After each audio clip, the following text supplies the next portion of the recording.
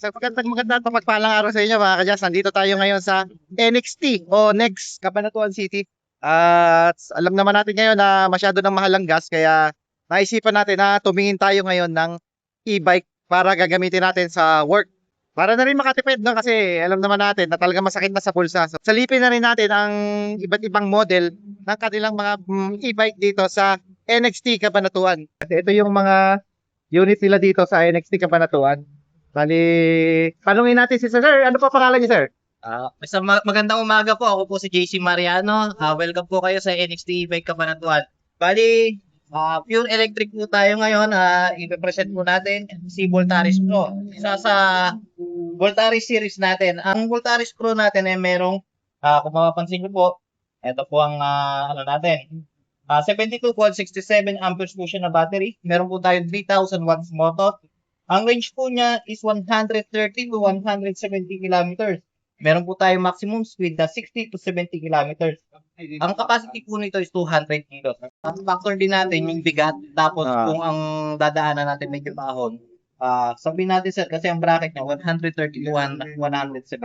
Magano siya na mga 150 tamang ganun, 160. Depende sa bigat ng sasakay tsaka sa daan na dadaanan. So, kayang-kaya pala ito, Sir, Kayang-kaya. na pupunta ka ng Maynila, ano, 170. Alam ko kasi, Sir, hanggang dito, na ano ko kasi, hanggang sa Kamatsile, 100. So, kayang-kaya makarating na Maynila, Sir, no? Cabanatuan to Maynila. Pero pagdating natin doon, mag-charge tayo para Oo, makabalik tayo. para makabalik, oo. Kung ano naman, meron din tayong Voltaris, yung Voltaris natin. Ito ang pinaka-original na ano natin, mas mababa lang ang range natin. Ito 170, ang pinaka ano niya. Ito naman 140. Ang maximum speed naman natin, nagre-range ng 50 kilometers per hour. 40 to 50. Ang battery naman natin, mas mababa siya compare sa Voltaris Pro. Ito kasi 50 amperes lang, 72 volts. Samantalang si Voltaris Pro natin, 67 amperes. Bali, ito original natin, version 1. Pro si version 2. At meron tayong pinaka-top of the line natin, si Voltaris Pro S na wala tayong available ngayon on hand. Ang Voltaris Pro S pala natin ay mayroong MDL, rash guard, and top box na rin. Meron siyang range na 180 kilometers at ang top speed niya is 95 kilometers per hour. Bilis lang. Sir, bali ito, Sir. Curious ako dito, Sir. Ano tong unit na to, Sir? Parang classic ang datingan niya, Sir. Kasi ang dating niya sa... Parang Vespa, no, Sir? Sir, ito ang Silo Pro. Silo Pro. So, ito mga kadyas, kung makikita nyo, para siyang Vespa. Tapos, carbon, no? Carbon na. Naka-carbon fiber na siya. Carbon fiber na po ang ano niya, yung kanya pong likod, tsaka po yung front. Ito ang ano natin, Silo Pro unit. Meron siyang 72 volt, 65 amperes na battery. Ano siya, LiFePO4, lithium ion phosphate.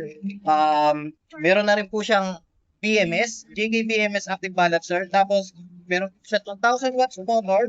Ang range po natin is 120 to 160 kilometers. Meron po siyang speed na 65 kilometers per hour. At ang capacity po nito is 200 kilos. Ang charging time po natin is 3 to 4 hours. Kita ng specs nito. Tapos, classic look siya. Classic look. Parang Vespa. Tubeless na po ang gulong natin. Front and rear, naka-disc brake po tayo. At meron pang isa, alam ko, kaso nga lang, sold out na sila. Bali, ito yung mga unit nila. Papakita natin. Flash natin sa screen.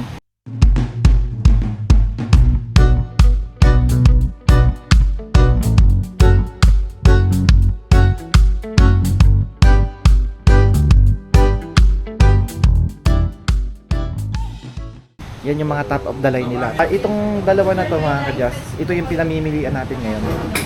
Kasi ito, makakarating siya ng 100 kilometers. 100 kilometers ang range ito mga kadyas, itong dalawa na to. Itong parang itsura siyang ano no? Yung sa Honda ba? Sa Honda, parang ganun. Honda Click ata, parang ganun. Halos mukha ng Honda Click. Kasi ito, parang classic look. So, halos parehas sila. 1,000 watts na ang kanilang power ng hub. So, nagdadalawang isip tayo kung ano kukunin natin dito, no? I-test drive natin. Okay din to. Ang nagustuhan ko dito sa Voyage, halos same sila ng ng hub power for 2,000 watts. Parehas sila 2,000 watts yung top speed nila, parehas din. Up to 50 kilometers per hour. Ngayon, ang nagustuhan ko dito, ito. So, mas malapad yung ano niya, mas mahaba pala, hindi mas malapad. Malapad na konti, pero mas mahaba siya. Yung leg room niya, kita nyo naman, meron siya dito. So parang pwede ka mag easy ride, parang ganon, easy ride. So yun ang kagandahan dito. So specs parehas lang sila. So syempre ano tayo tito. So pag tito, mas gusto yung looks na medyo retro type o classic look. Kaya ito na lang yung kinuha natin, Fusion X. Kung gusto nyo bilhin yung motor ko na Motorstar Cafe 400 ay binebenta ko na mga kadyas. Hindi kasi wise na ikakat ko pa siya sa sobrang taas ng gasolina So mag ano na lang tayo, bumaba na lang tayo sa mga lower cc at e-bike. So ayan, napag-desisyonan na namin mga kadyas. Ang kukunin namin ay ito na. So ito yung looks niya. Ito ang Fusion X. So may range siya na 100 km. So kita nyo naman ang classic look din siya May pagka-classic din siya Medyo may hawik siya ng konti sa unahan, parang classic look. Sa likod may pagka-modern. So okay na sa ito. Ha? 100 kilometers. Pag nagtago ako, malayo mararating ko. So kung malapit kayo dito sa area namin, lalo na kung taga Cabanatuan kayo, ay dito kayo pumunta sa NXT Cabanatuan. Tapat lang siya ng East Central School, tabi ng Pag-ibig. Tabi ng Pag-ibig. Dito lang siya mga kadyas. At ito yung number, pwede niyo silang kontakin yan dyan sa number na yan na lumabas sa inyong screen. Paki-contact lang sila. Okay, pwede rin dumiretso na rin kayo dito para malaman nyo kung magkano yung mga presyo ng kanilang mga motor dito mga e-bike dito sa NXT. Alam naman natin na ang NXT ay isa yan sa top leading brand ngayon ng e-bike dito sa Pilipinas At quality wise talagang yung mga reviews tiningnan natin talagang okay siya reliable e-bike ang NXT. So yan mga kadyas, at ginagamit na natin, nakaangkas ang ating asawa si Ma'am C sa likod. At so far okay siya at kumpara sa akin, komportable naman. Sakto, kung makikita niyo yung tuhod ko, saktong-sakto lang. Wala lang siyang parang easy ride na nakaganon. So pwede pa rin kasi hindi naman 'to naka-design for long ride. Kumbaga short distance, pasensya na nabulol. Kumbaga mga short distances lang naman ang naka-design to. Kumbaga papasok tayo sa trabaho within 20, 30 kilometers, kahit 30 kilometers ang ating distansya natin sa ating workplace ay kayang-kaya nito balikan mga kadyas. Kayang-kaya. Tayo naman 10 kilometers lang sa isang araw ang nakokonsumo natin. So kung 100 siya ay kaya nitong tumagal ng isang linggo mga kadyas. Isang linggo, walang gasolina at syempre meron namang saksakan doon sa makikicharge na lang tayo sa ating sa workplace natin. Doon tayo. Halatang kuripot tayo diba? So ayun, ayan. Tawid tayo, titingnan natin, bibiritin natin ng konti So loaded tayo ngayon. Ako ay nasa 70 kilos at ang aking asawa ay 120. Kung naririnig ko ng asawa ko, nakayari ako. Siyempre may bukol ako sa likod. Ay, narinig pala, sabi ganun mga kanya, napaka-addict ko ta. Naririnig pala ng ating asawa. Kahit na walang interco, aray ko kinagat. Pinisil ako sa sikmura. So ayan, medyo mabagal. So far, ayan, accelerate natin. Kayang-kaya na isang 70 kilos at 120 kilos. So aray ko. Ay, ayoko na mag-joke. Sumasakit na tuloy yung natin, sa chan natin, kinukurot tayo. Nasa na ngayon tayo ngayon? So far 35, 36. Kayang-kaya mga kadyas. Kayang-kaya ni nga pangalan ulit natin? Fusion X. Yun. Kayang-kaya ni Fusion X. So ayan, piga tayo ng konti. Nakita nyo, 33, 34, 35, 36, 38, syempre BBB 39. Bibilis pa yan kasi yung natin medyo hindi siya ganun kalayo distansya natin sa ating kasunod. So pwede pwede city driving, papasok sa trabaho. So far day 1 ng ating Fusion X ay pwede so far. Ayan, nandito na tayo sa SM. SM Mega Center Cabanatuan. Ayan, dito tayo. Hatawin natin ng kaunti. 39, 40, 41, 42, actually 43, pwede na nga yan eh. Mabilis na nga. 43. Teka. Nakita niya, loaded mga kadyas. 43 kilometers per hour. Sa city, no? Mabilis na yon mga kadyas. So, nandito lang din naman tayo sa city nakatira, Cabanatuan City. So, okay na to. Malaking tulong to, lalo na ngayon, napakamahal ng diesel at ang gas. Next episode natin, gagamitin natin to sa ating adventure. Adventure agad natin to mga kadyas. At kung ano kayo, napa-search kayo na about sa reviews, wala akong nakikitang reviews nito ni Fusion X no, sa YouTube. Saktong-sakto no. Tayo travel content creator ay susubukan natin to. Tetestingin natin. So as stock lang, may nakikita kasi ako mga upgraded na version na napalitan na nila, matutulin na yung kanilang yung kanilang Fusion X, umaabot na ng 70 kilometers per hour. At yung range hindi ko lang alam. So siguro pag ganung mabilis ang ang power mo, malakas ang power mo, siguro yung range yung range ng Fusion X ay mababawasan. Unless mag-upgrade tayo ng lithium ion. So ang stock nga pala nitong battery mga kadyas ay lead acid, hindi pa siya upgraded to lithium ion. Gusto nating i-upgrade to sa lithium ion, pero sayang naman kasi yung stock battery no. At alam niyo naman, kuripot tayo. sayang. So gamitin natin ang ating lead acid battery. Sulitin muna natin pag talagang wala na, saka tayo magagamit ng lithium ion.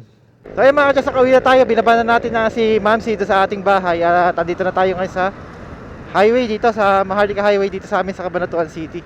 Ayan, so kung nakikita nyo, nasa 43 tayo. Sinubukan ko na kanina, ang sagad niya ay 44. Ayan, kung nakita nyo, 44 kph. Pwede na yan. Syempre pag nandito sa highway, main highway, mukhang mukhang mabagal siya kasi maraming umu-overtake sa'yo. Pero sakto lang to, chill ride lang Ayan, 44. Tulad nga na nabanggit ko kanina, may mga Fusion X na tumatakbo ng 70, 75. Yung bibili ka ng fire driver. Yun yung nakita ko sa group. So mag-upgrade ka ng fire driver, kung di ako nagkakamali ay 9 to 10k para makatakbo siya ng gano'n, ng 70k. Yun nga lang, ang downside nun ay syempre mas kukonsumo siya ng battery. So ang mangyayari doon, yung range nyo mababawasan. Sa halip na marating niya yung kanyang 80 to 100 kilometers na range, sigurado mababawasan yon. Hindi ko lang alam kung gaano kalaki yung mababawas. So yun lang ang downside niya. So kung tingin ko, kung mag-upgrade kayo ng fire drive, kung mag-upgrade kayo nun, siguraduhin nyo lang na sa warranty, kasi pag ginalaw nyo to, itong stock na to ay siguradong mabovoid ang warranty. At nakausap na rin natin ng taga NXT Cabanatuan. Once na may ginalaw ka dito, mga electricals, something like that, ay mabovoid ang warranty. So hindi na lang muna natin gagalawin, as is na lang muna, ganito, stock, okay naman. Ito nga pala, itong Fusion X na nabili natin ay nasa category siya ng L3 ng Land Transportation Office. Sabi ng NXT Cabanatuan, pwedeng sila mag-asikaso, pwedeng tayo. So pag ganyan kasi, hindi naman lingid sa kaalaman natin na pag mga dealership, medyo natatagalan, minsan pinagsasabay-sabay nila yung maghihintay muna sila bago ng maraming papel, bago nila ilakarin sa LTO. So meron naman kayong choice na kayo na mismo lalakad, at sayang din yung 1,000 mahigit. Ito na naman, kuripot tayo. Pero syempre, sayang kasi yung masisave nating pera 1,000 mahigit din yon. So tayo na lang ang maglalakad ng ating rehistro. Sayang din Cool naman sa may suspension. So as expected, medyo medyo matalbog, pero sakto lang din. Tolerable naman, parang mas okay pa nga pag may sakay Medyo hindi siya ramdam. Pag wala kang sakay, medyo ramdam siya. Pero sakto lang hindi naman yung tipong matagtag na nakakainis. So sakto lang siya.